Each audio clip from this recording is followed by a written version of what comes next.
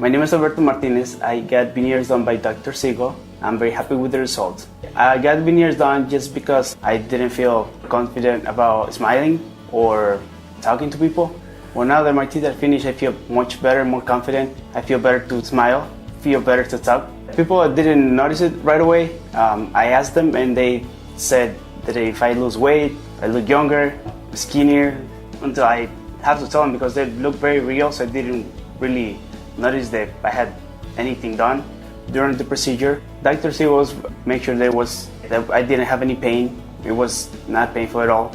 My wife liked it a lot. She's also interested in getting the procedure done because she's very jealous now.